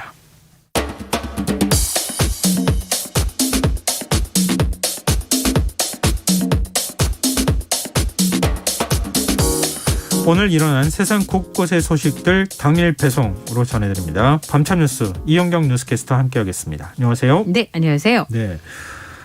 이게 저도 기사를 보면서 이거 꼼꼼히 살펴보고 이해해야지 그러면서 봤던 건데 오늘 좀 쉽게 풀어서 설명해 주셨으면 좋겠어요. 네. 정부가 복지제도 핵심인 내년도 기준 중위소득을 인상하기로 했다 이렇게 발표를 했는데요. 네. 일단 기준 중위소득이 뭔지부터 설명을 좀 해주세요. 그러니까 우리나라 국민을 100명이라고 가정을 했을 때 소득 규모 순으로 정확히 50번째 사람의 소득을 중위소득이다 이렇게 보시면 되겠습니다. 근데 이 기준 중위소득이 굉장히 중요한 이유가 정부에서 복지 사업을 펼칠 때 대부분은 이제 소득의 정도에 따라서 지원 대상을 결정하는 경우가 많잖아요. 76개 사업의 잣대가 되는 기준이 바로 중위소득이라는 건데요. 내년에 5.47%를 인상하기로 했습니다. 실제로는 우리나라의 가구 수대로 이제 소득별로 이렇게 쭉 줄을 세웠을 때 딱 중간이 중위소득인데 여러 가지 100명을 딱 줄 세운다 그러면 딱 50명에 딱 걸치는 그 사람이 소득인 거죠. 소득이 기준 중위소득이 되는 거다. 네. 그런데 여기에 몇 가지 요소를 좀 결정을 고려해서 넣기 때문에 실제로는 중위소득이 좀 낮게 책정되는 그런 경우가 많은데요. 이번에 네. 5% 넘게 이제 올리게 되는 겁니다. 예. 2023년 기준 중위소득은 4인 가족을 기준으로 했을 때 540만 964원입니다. 이게 지금의 512만 1,080원에서 5.47%가 인상된 금액인데요. 예. 가구 규모에 따라서 생활비가 다를 수 있잖아요. 그렇죠. 사실은 뭐 1인 가구가 4인 가구의 4분의 1의 생활비를 지출하는 건 아니니까요. 그래서 지금 1인 가구는 6.84%, 네. 2인 가구는 6.01%, 3인 가구는 5.72%를 인상하게 됩니다. 그러면 12개 부처에서 진행하는 76개 복지사업의 수급자를 선정하는 기준으로 활용이 되는데 생계급여, 주거급여, 의료급여, 교육급여도 이 모든 금액들을 기준으로 지급이 되고 또 하나는 지금 코로나19 격리자 생활지원금도 기준 중위소득 100% 이하 가구에만 지금 지급이 되고 있잖아요. 그러니까 일단 이제 복지에 있어서 복지 혜택을 받을 수 있는 어떤 기준점이 되는 게 기준 중위소득인데 네. 기준 중위소득을 딱 정하고 난 다음에 그다음에 여기에서 얼마나 부족한 사람한테 어떤 의료 혜택이나 뭐 어떤 혜택이나 복지 혜택을 준다라고 이렇게 결정을 하니까 이게 중간이 굉장히 중요하다는 거잖아요. 그렇죠. 그 기준이 바뀌면은 뭐 그거에 30%, 그거에 40% 이렇게 주게 되는 거니까요. 예, 그렇죠.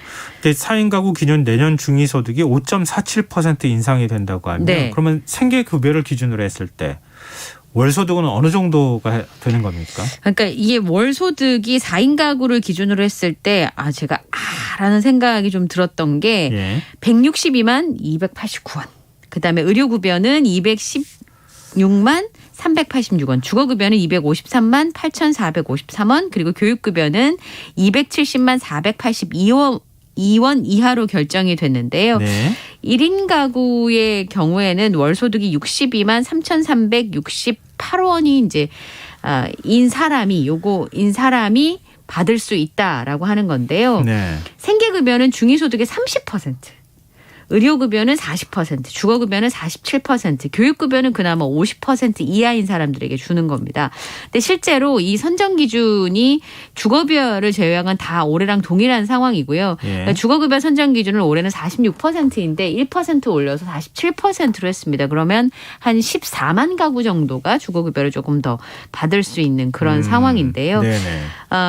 사실은 그 복지의 혜택을 줄 때 그런 네. 기준들이 굉장히 중요하지만 너무 적다라는 생각이 좀 금액을 들었습니다. 들으신 분들은 아마 그렇게 느끼셨을 것 같아요. 네, 그러니까 지금 5.47% 올려도요. 이게 1인 가구의 경우에는 4만 원 더 받는 거고요. 생계급여를. 예. 4인 가구라고 해도 8만 원 정도 더 받는 금액입니다.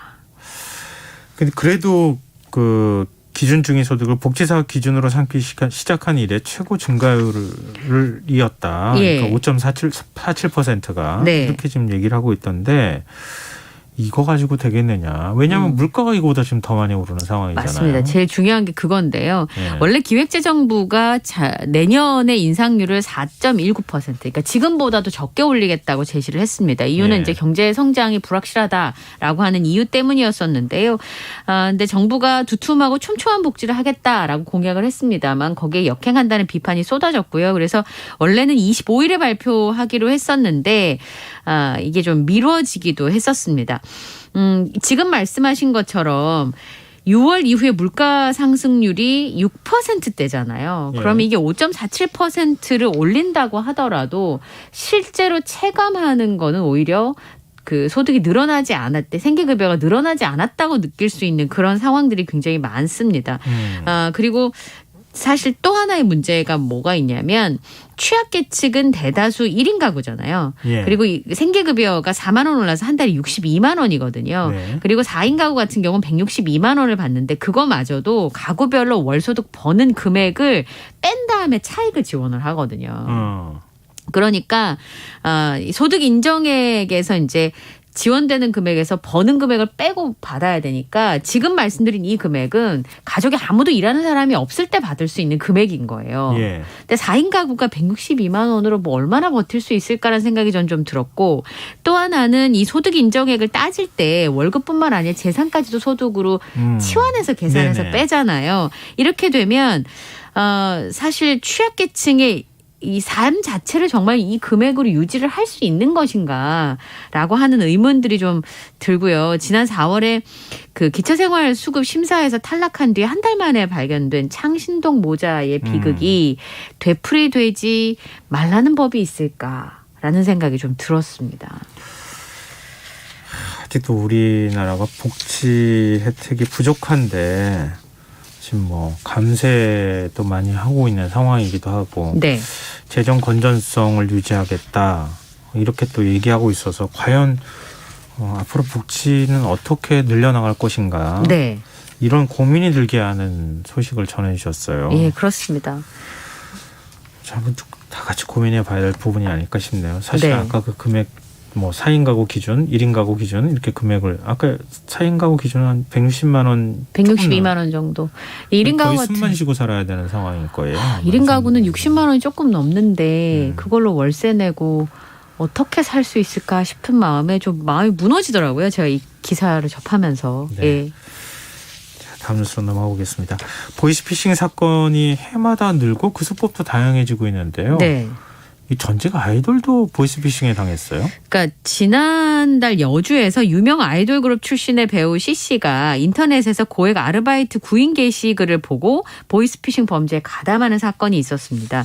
이 코로나가 계속되면서 사실 이제 공연도 하고 했던 그런 연예인이었는데요. 별다른 수입이 없어서 일자리를 찾다가 보니까 고액으로 아르바이트를 할 수 있다라는 것을 알고 이제 일을 했었는데 네. 보이스피싱에 속은 피해자한테 600만 원을 받아서 다른 현금 수거책에게 전달하려고 하다가 이게 보이스피싱 조직의 현금 수거 업무 이런 걸 나중에 알아챈 거예요. 네. 그래서 경찰서에 가서 다행히 자수를 했습니다. 그리고 이 600만 원은 피해자에게 되돌려진 것으로 알려지고 있는데요.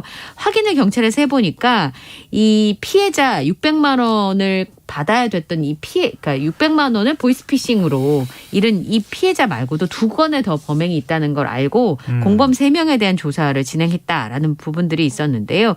문제는 지금 이 아이돌의 경우처럼 현금 수거책을 모집하기 위해서 온라인 구인구직 사이트에다가 구인 광고를 게재하는 경우가 굉장히 많대요. 네. 그러니까 보이스피싱 조직에서 뭐 법률사무소, 배송 아르바이트 이렇게 속여가지고 정상적인 회사인 것처럼 위장을 한 다음에 이 너무 직업을 구해야 되고 아르바이트가 필요한 청년들을 유혹한다라고 하는 겁니다. 그리고 뭐 설명 이렇게 한대요. 코로나19 때문에 대면 면접을 하지 않는다라고 안내를 하고 출근한 다음에 일을 하고 보니 현금 수거 책임. 그렇지만 만약에 보이스피싱 조직이 적발이 되고 나면 이분들 다 처벌받거든요. 그렇죠.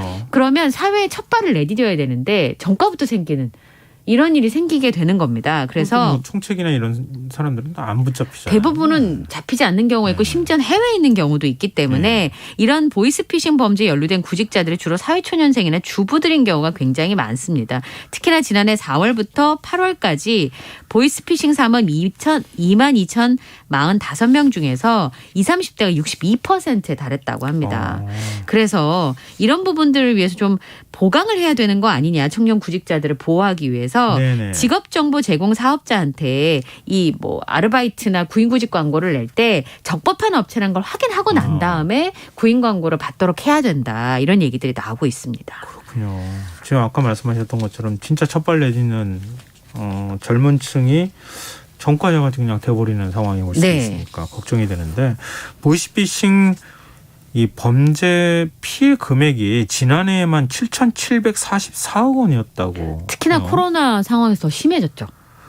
정부가 지금 보이스피싱 뿌리 뽑겠다 이러면서 합동수사단을 꾸렸어요. 네. 이 합동수사단이 동부지검에 설치가 되고요. 6개 부처에서 전문 인력 50여 명으로 꾸려집니다. 검찰, 경찰, 국세청, 관세청, 그리고 금융감독원, 방송통신위원회 이렇게 해서 범부처로 전문 인력을 꾸리게 되는 건데요. 이원석 검찰총장 직무대리의 설명에 의하면 여러 기관이 힘을 합쳐서 16년 동안 풀지 못했던 이 문제를 풀고자 하는 것이다라고 설명을 했습니다. 왜냐하면 그러니까 실제로 보이스피싱이 알려졌다고 하더라도 전화번호를 차단한다든지 그렇지 않으면 다른 신고를 계속 받아준다든지 한 여러 가지 부처가 통합적으로 움직여야 되는데 실제로 이 유기적으로 움직이지 못해서 피해가 발생할 걸 알고 있으면서도 미연에 방지하지 못하는 일들이 발생하고 있거든요. 그래서 이번에 이 여러 기관들이 함께 합동수사단을 꾸리게 된 건데요. 이번에는 아예 뿌리까지 뽑겠다라고 하는 것이 목적입니다. 보이스피싱의 가담자는 사법공조를 강화하고 또 수사관이 해외에 있는 경우도 많잖아요. 네. 그러니까 수사관을 현재 파견을 해서 합동수사를 한다든지 인터폴 수배나 범죄인 인도 요청을 통해서 범죄단체 이 조직을 와해까지 추진한다라고 하는 목적을 담고 있고요. 특히나 아까 말씀하신 최상위 조직의 총체까지 검거하는 목표를 세우고 있습니다. 그리고 또 하나는 피해자들이 발생했을 때 피해 금이 입금된 계좌를 빨리 동결한다든지 그리고 피해자에게 환급 절차를 하는 것을 굉장히 신속하게 진행할 예정이라고 합니다. 네. 이번이 끝이라는 생각으로 했으면 좋겠고요. 네. 너무 피해자가 너무 많고 국민들이 진짜 괴롭힘을 당하듯이 지금 이제 그러니까요. 너무 많잖아요. 네. 그동안에는 할 줄 몰라서 안 했던 건가 이런 또 생각이 거꾸로 들기도 하고 그러는데 그렇습니다. 근데 이번에 좀 확실하게 수사를 했으면 좋겠습니다. 지금 여러분께서는 KBS 라디오 김성환의 시사와 함께하고 있습니다. 밤참수 계속 이어가겠습니다. 양궁 국가대표 안산 선수 모르는 분들이 없을 것 같은데요. 그럼요. 예. SNS에 글을 올려서 뭔가에 불쾌한 심경을 표했다고요? 네. 그러니까 자신이 그 트위터에다 글을 올리게 된 건데요. 네. 2020년 도쿄올림픽 양궁 3관왕 기념시계를 판매한다라고 하는 글을 보게 된 겁니다. 그래서 그 판매글을 공유하면서 코멘트를 남기게 된 건데요. 네. 한 판매자가 기념시계 사진을 여러 장이랑 도쿄올림픽 양궁 안산 선수 사인시계 사실 분 계신가요? DM 주세요. 이런 게시글을 남기게 된 겁니다. 네. 이게 안산 선수가 나 줘 얼마에 팔 건데 이런 코멘트를 남기게 된 겁니다. 예. 팔 거면 받지를 말든가 달라는 사람 많은데 이게 안산 선수 입장에선 자기가 판매를 한 게 아니고 선물로 준 거잖아요. 필요 네네. 없으면 버리든지 나눔을 해야지 마음을 줬는데 왜 용돈벌이로 쓰느냐라고 하는 불쾌감을 드러내게 된 겁니다. 그 안산 선수 어머니가 그 야채마켓 있잖아요. 중고품 거래하는. 예, 거기에 안산 시계를 검색을 했더니 풀미가 40만 원 붙었다. 이게 풀미라는 말은 프리미엄이라는 뜻입니다. 네네. 그러니까 비싼 가격의 희소 상품이니까 판매를 한다라고 하는 뜻인데요. 어쨌든 안산 선수의 게시글에 따르면 이 시계가 프리미엄이 붙어서 40만 원에 호가에서 이제 판매가 되고 있다라고 하는 겁니다. 근데 어머니가 이거를 보시고 굉장히 마음 아파하셨다라고 하는 내용이었습니다. 그때 이게 논란이 좀 되고 있어요. 글 내용이. 네, 그러니까 누리꾼들은 필요 없으면 팔 수도 있는데 너무 예민한 거 아니냐. 아무리 화가 나더라도 정도를 좀 지켰으면 좋겠다라고 하는 분들도 있고 네. 안산 선수가 지금 할 말을 하는 그런 캐릭터잖아요. 네네. 그래서 늘 할 말하는 안산 선수를 응원한다. 당사자 입장에 서운할 수 있다. 네네. 네, 이런 엇갈린 반응을 보이고 있습니다. 근데 안산 선수 설명은 그게 부모님이 제작해서 지인분들한테 나눠드린 시계였다는 거예요. 삼관왕을 기념을 해서. 네. 근데 그게 이제 프리미엄에 붙어서 판매한다고 올라오니까 그게 속상해서 그랬다라고 하는 글을 게시했고 이 시계는 본인이 이익을 받고 판 시계가 아니라는 점을 적시했습니다. 그리고 팬분들이 터무니없는 가격에 구매를 할까 봐 본인이 사겠다고 했다라고 하면서 자신의 입장을 설명을 했는데요. 이 해명 게시글을 제외하고 다른 글은 지금 지워진 상태입니다. 이거는 다음번에는 이런 거 있으면 안 주겠는데요. 그러니까 서운할 수밖에 없는 상황이 이제 서운할 수 있죠. 예, 근데 사실은 안산 선수뿐만 아니라 김광현 선수나 추신 선수한테도 이런 일이 있었다는 거예요. 그래요. 예. 받은 사람은 조금 야속하긴 하네요. 예, 그러니까 준 분은 마음을 준 거니까 속상할 수 있을 것 같아요. 네. 예. 자, 마지막 뉴스입니다. 2025년부터는 초등학교 입학 연령이 7살로 낮춰줄 수 있다고요? 네. 이게 7살이라는 게 만 나이가 아닌 거죠? 예, 우리나라 세는 나이로 네. 7살이니까 만 6세가 되면 이제 초등학교에 입학할 수 있다라는 건데요. 오늘 교육부에서 업무 보고를 통해서 지금보다 1년 일찍 초등학교를 들어갈 수 있도록 학제 개편을 한다는 겁니다. 지금 이제 12년 학교 다니잖아요. 초등학교 네. 6년, 중학교 3년, 고등학교 3년. 요거는 유지를 하되 세는 나이로 7살에 입학을 하면 18살에 고등학교를 졸업하게 되고 이걸 한꺼번에 시행을 하는 게 아니라 지금 세는 나이로 7살인 아이들 중에서 2025년부터 시행을 하는데요. 네. 처음에는 거기다가 우리 빠른 이렇게 보통 셌었잖아요. 그런 것처럼 1월에 3월생인 학생들이 8살하고 입학을 하고 그 다음에는 4월에서 6월생까지 합쳐서 또 입학을 하고 이런 식으로 해서 4년에 걸쳐서 7살 입학생을 늘려간다라고 하는 보관입니다. 오늘 박순애 사회부총리 겸 교육부 장관은 일단 사회적 약자 계층이 빨리 공교육으로 들어갈 수 있도록 해야 된다라고 하는 부분인데요. 취약 연령을 낮추게 되는 거죠. 근데 이렇게 되면 무슨 문제가 생기냐면 네. 일시적으로 1학년 학생이 많아질 수 있다는 거. 그렇죠. 근데 이제 수도권의 경우에는 지금 학교에 교실이 부족한 곳들도 있는데 그걸 어떻게 해결할 것인가. 그다음에 또 하나는 유치원 가는 나이가 또 어려지게 되잖아요. 그렇죠. 그러면 사실 유치원도 운영에 좀 문제가 생길 수 있는 부분이 있다는 거. 그렇죠. 그다음에 제가 1학년 교실에 가보면 저 천둥벌거숭이 같은 녀석들을 어떻게 1년을 가르치나 싶을 정도로 집중력이 떨어져 있는 경우가 굉장히 많아요. 네. 근데 지금보다도 한 살을 낮췄을 때 수업이 과연 가능할까라는 의문들. 그리고 학부모님들 중에는 이런 생각하시는 분도 있어요. 아유, 7살까지는 좀 놀아야 되는 거 아닌가. 네. 근데 1년 취학 연령을 1년 당기는 문제는 그동안에 많이 논란이 되기도 있었죠. 했고 또 검토가 되기도 했었는데요. 일단 3년 뒤에 도입하고 이거 그때도 또 확실한 건 아니다 이렇게 얘기를 하니까 앞으로 계속 검토 작업이 있지 않을까 싶어요. 일단 던지고 보고식 논의는 아니었으면 좋겠어요. 네. 준비해가면서 논의를 하나씩 만들어갔으면 좋겠습니다. 공론도 모았으면 좋겠고요. 자, 오늘 밤참수 여기까지 하겠습니다. 지금까지 이영경 뉴스캐스터와 함께했습니다. 고맙습니다. 감사합니다.